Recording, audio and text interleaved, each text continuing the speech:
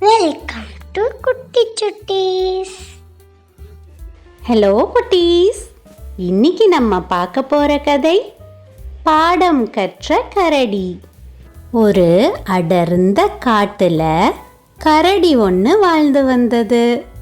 அது சரியான சோம்பேறி.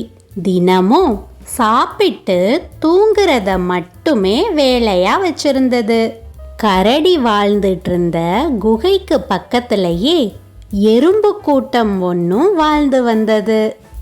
அந்த எறும்பு கூட்டம் கரடி தினமும் சாப்பிடும்போது கீழே விழுற உணவு துணுக்குகளை சாப்பிட்டு மிச்சம் இருக்கிறத தன்னுடைய இருப்பிடத்துக்கு கொண்டு போய் சேமிச்சு வச்சுட்டு இருந்தது.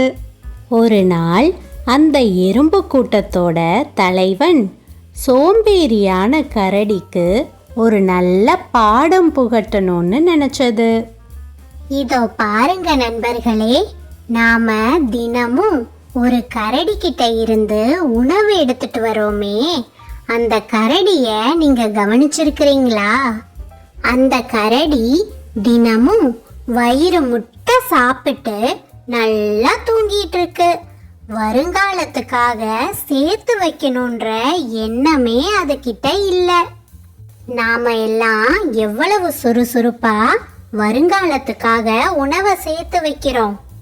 ஆனா இந்த கரடி இப்படியே சோம்பேறியா இருந்தா அதுகிட்ட இருந்து உணவை பெற நமக்கும் வருங்காலத்துல உணவே கிடைக்காம போயிடும். அதனால நான் ஒரு யோசனை வச்சிருக்கிறேன்.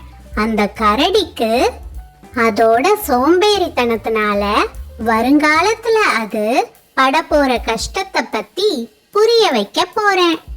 இந்த யோசனைய செயல்படுத்த எனக்கு உங்க எல்லாருடைய ஒத்துழைப்பும் வேணும். நீங்க எல்லாரும் என் கூட கரடியோட குகைக்கு வந்து நான் சொல்ற மாதிரி செய்யணும் அப்படின்னு சொன்னதும் எல்லா எறும்புகளும் எறும்பு தலைவனோட பேச்சுக்கு கட்டுப்பட்டு நடக்க ஆரம்பிச்சது.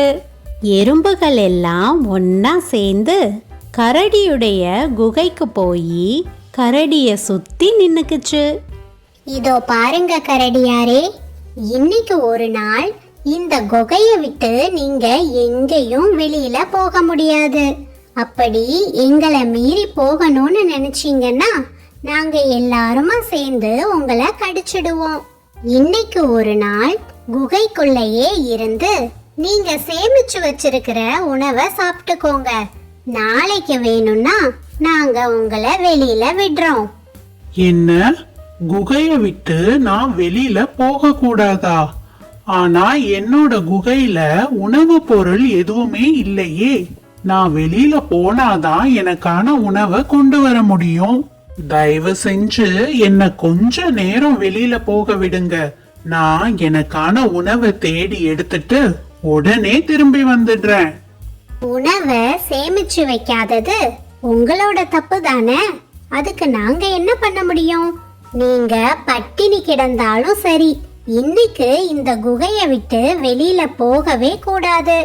இப்படி எறும்போட தலைவன் சொன்னதும் கரடி உணவு இல்லாததுனால அன்னைக்கு முழுவதும் பட்டினியாவே கிடந்தது. அன்னைக்கு சாயங்காலம் பட்டினியாயிருந்த கரடி கிட்ட எறும்பு தலைவன் இப்படி சொன்னது.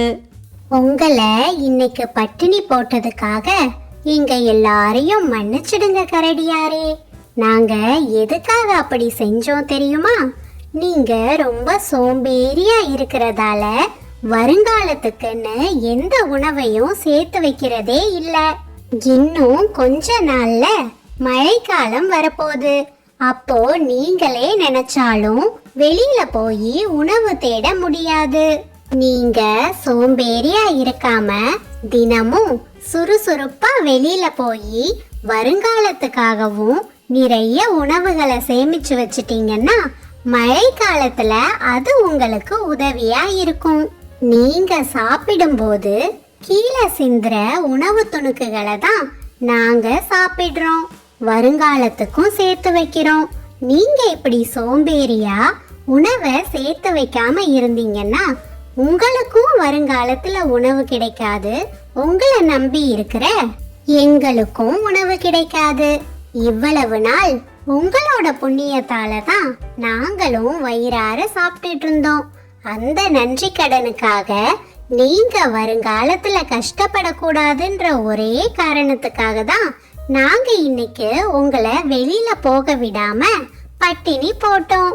வருங்காலத்துக்காக சேமிக்கிறது எவ்வளவு முக்கியம்னு இப்போ உங்களுக்கு புரிஞ்சிருக்கும்னு நினைக்கிறேன். நல்லாவே புரிஞ்சது எறும்பு நண்பா. போன முறை கூட மழைக்காலம் வந்தப்போ நான் உணவு எதையுமே சேமிச்சு வைக்காததால ரொம்பவே கஷ்டப்பட்டேன். இந்த முறை உணவு கிடைக்காம கஷ்டப்படுறதுக்கு நான் விரும்பல. நீ சொன்ன மாதிரியே சுறுசுறுப்பா தினமும் வெளியில போய் வருங்காலத்துக்காக உணவை சேமிச்சு என்னோட குகையில வச்சுக்க போறேன். இந்த விஷயத்த நீ எனக்கு சுட்டி காட்டினதுக்காக நான் உனக்கு நன்றி சொல்லிக்கிறேன். ரொம்ப நன்றி அப்படின்னு சொன்ன கரடி அன்னையில இருந்து சோம்பேறித்தனத்தை விட்டுட்டு சுறுசுறுப்பா வாழ ஆரம்பிச்சது. என்ன குட்டீஸ், இந்த கதை உங்களுக்கு பிடிச்சிருந்ததா? சரி குட்டீஸ், இன்னொரு நாள் இன்னொரு நீதி கதையோட உங்களை வந்து சந்திக்கிறேன். Thank you for watching.